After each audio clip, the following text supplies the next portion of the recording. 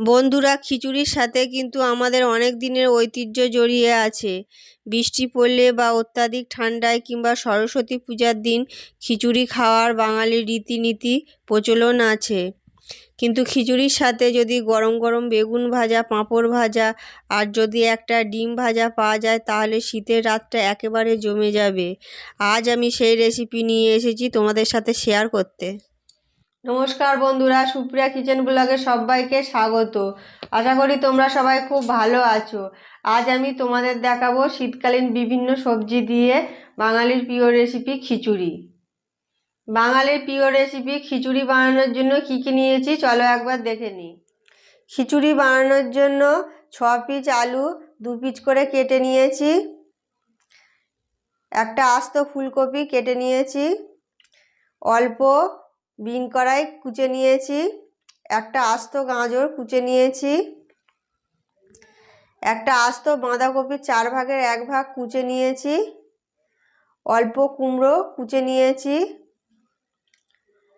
1 বাটি মটরশুঁটি ছাড়িয়ে নিয়েছি, 2 চামচ ঘি, হাফ বাটির একটু বেশি সর্ষের তেল, 1 বাটি ছোলার ডাল আগে থেকে ভিজিয়ে রেখেছি, 1 বাটি মুগ ডাল, 1 বাটি মুসুর ডাল, আর নিয়েছি যে বাটিতে ডাল নিয়েছি সেই বাটির 2 বাটি আতপ চাল। এছাড়া নিয়েছি ধনিয়া পাতা, 2টো ছোট সাইজের টমেটো কুচি, 2টো ছোট সাইজের পেঁয়াজ কুচিয়ে নিয়েছি, 1 চামচ আদা বাটা, 6টা কাঁচা লঙ্কা চিড়ে নিয়েছি। এছাড়া নিয়েছি 3 চামচ লবণ, 2 চামচ হলুদ গুঁড়ো, 1 চামচ লঙ্কার গুঁড়ো, 1 চামচ জিরের গুঁড়ো, 1 চামচ ধনিয়া গুঁড়ো, 1 চামচ গরম মশলা, 1 চামচ 5 ফোড়ন, 3টে শুকনো লঙ্কা ও 2টো তেজপাতা। প্রথমে আমি এই ডিশের বাটির মধ্যে অল্প জল দিয়ে দেব ছোলার ডাল সিদ্ধ হওয়ার জন্য। এবার আমি দিয়ে দেব ছোলার ডাল।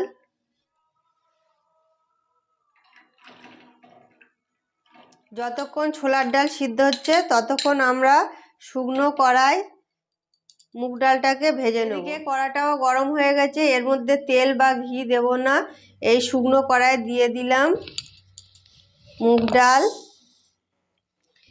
এবার এটাকে আমি নেড়ে চেড়ে হালকা করে ভেজে নেব। ডাল থেকে সুন্দর গন্ধ বেরিয়েছে, আর ডালটা দেখো বন্ধুরা হালকা লাল লাল হয়ে গেছে, তার মানে ডালটা ভাজা কমপ্লিট। এবার এটাকে আমি গ্যাস বন্ধ করে একটা পাত্রে নামিয়ে নেব। এবার এটাকে আমি একটা পাত্রে নামিয়ে নিলাম। এই ডালটা এখনো আমি ধুইনি। এবার এই ডালের মধ্যে দিয়ে দেব মুসুর ডাল, এবার দিয়ে দেব 2 বাটি আতপ চাল। এবার এই ডাল আর এই চাল একসাথে ধুয়ে নেব। দেখো বন্ধুরা, মুগ ডাল, মুসুর ডাল আর আতপ চাল একসাথে নর্মাল জলে ধুয়ে নিয়েছি। এবার এগুলো আমি একটা হাঁড়ির মধ্যে সিদ্ধে বসিয়ে দেবো। সেই জন্য হাঁড়ির মধ্যে আমি জল দিয়ে দিলাম। বন্ধুরা, এতে একটু বেশি পরিমাণ জল দিতে হবে, কারণ চাল, ডাল আর সবজি সব একসাথে সিদ্ধ হবে। জলটা গরম হয়ে গেছে, এবার এর মধ্যে দিয়ে দেব ধুয়ে রাখা 2 রকম ডাল আর চাল।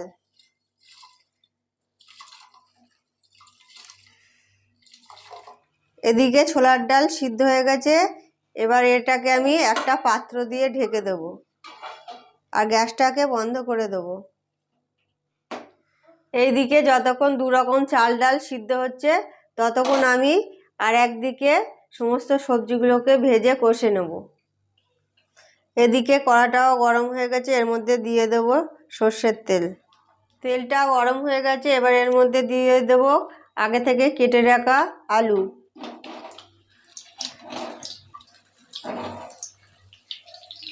আলুগুলোকে ভালো করে লাল লাল করে ভেজে নেব।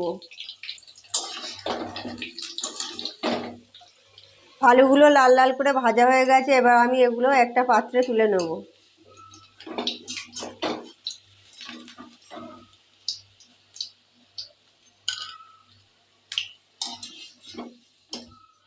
এবার এই তেলেই ভেজে নেব ফুলকপিগুলো।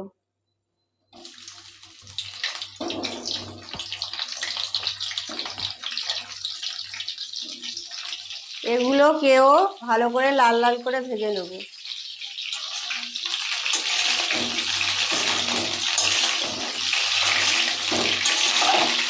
ফুলকপিগুলো লাল লাল করে ভাজা হয়ে গেছে, এবার আমি একটা পাত্রে তুলে নেব।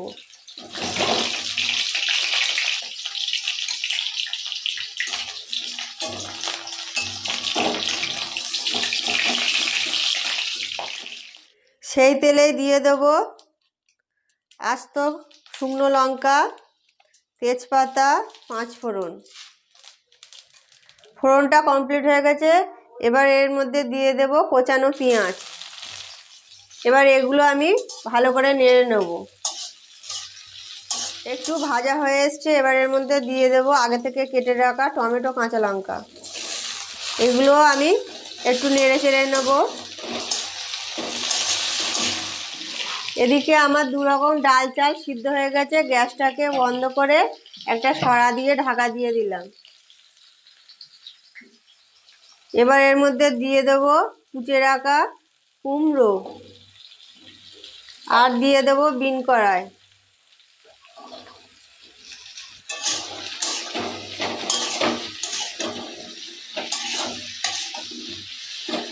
এগুলো 2 মিনিট কষে নিয়েছি, এবার এর মধ্যে দিয়ে দেব আগে থেকে কেটে রাখা গাজর। এগুলো 2 মিনিট কষানো হয়ে গেছে, এবার এর মধ্যে দিয়ে দেব আগে থেকে কেটে রাখা বাঁধাকপি। এবার আমি সব সবজি একসাথে ভালো করে কষিয়ে নেব, যাতে সবজির কোনো কাঁচা গন্ধ না থাকে। সব সবজি আরও 4 মিনিট ধরে ভালো করে কষিয়ে নিয়েছি। এবার এর মধ্যে দিয়ে দেব আগে থেকে ছাড়িয়ে রাখা মটরশুঁটি আর দেব আদা বাটা।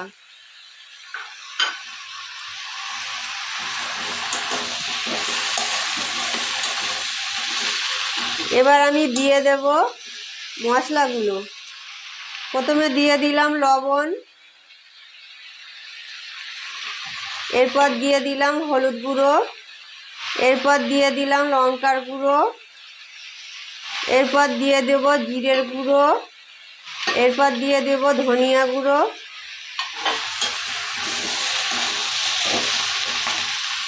এই মশলাগুলো দেওয়ার পর আরেকটু ভালো করে কষিয়ে নেব, যাতে মশলারও কোনো গন্ধ না থাকে। কাঁচা সবজি আর শুকনো মশলা মোটামুটি কষানো হয়ে গেছে, এবার এর মধ্যে দিয়ে দেব আগে থেকে ভেজে রাখা ফুলকপিগুলো আর দিয়ে দেব আগে থেকে ভেজে রাখা আলুগুলো আর দিয়ে দেব ধনিয়া পাতা কুচি। এবার এই সব মশলা আর ভেজে রাখা সবজিগুলোকে আরও 2 মিনিট ভালো করে কষিয়ে নেব। দেখো বন্ধুরা, কষানো কমপ্লিট হয়ে গেছে, এবার আমি ছোটো বাটির 1 বাটি দিয়ে দিলাম জল। এবার এগুলোকে আমি ভালো করে ফুটতে দেবো।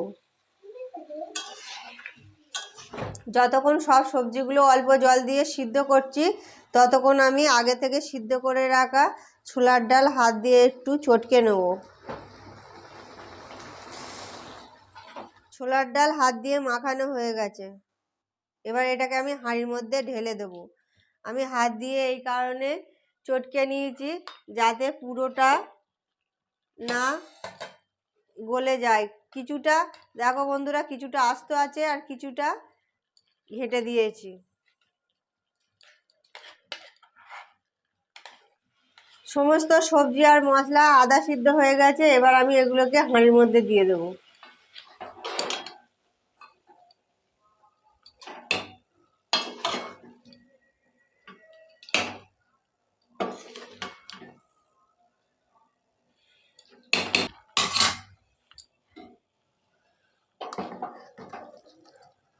কষানো সবজি হাঁড়ির মধ্যে দেওয়ার পর ওপর নিচ ভালো করে নেড়ে দেব।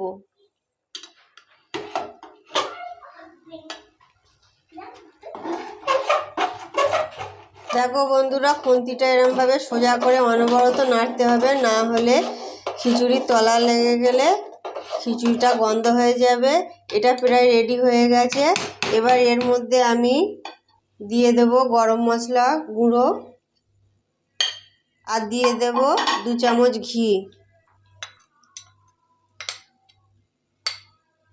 এবার এই গরম মশলা আর ঘি ভালো করে খিচুড়ির সাথে মিশিয়ে দিয়ে গ্যাসটাকে বন্ধ করে একটা সরা দিয়ে ঢেকে দেবো, যাতে ঘি আর গরম মশলার সুন্দর গন্ধ সব খিচুড়িটার মধ্যে ভালো করে মিশে যায়।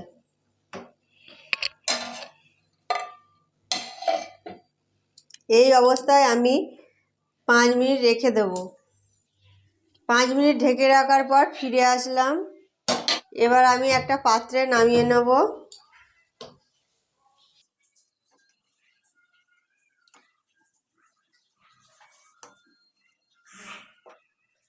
বাঙালির প্রিয় রেসিপি খিচুড়ি গরম গরম ডিম ভাজা, বেগুন ভাজা আর পাঁপড় ভাজার সাথে পরিবেশনের জন্য রেডি হয়ে গেছে। বন্ধুরা, আমি এবার একটু খেয়ে দেখাবো কেমন হয়েছে।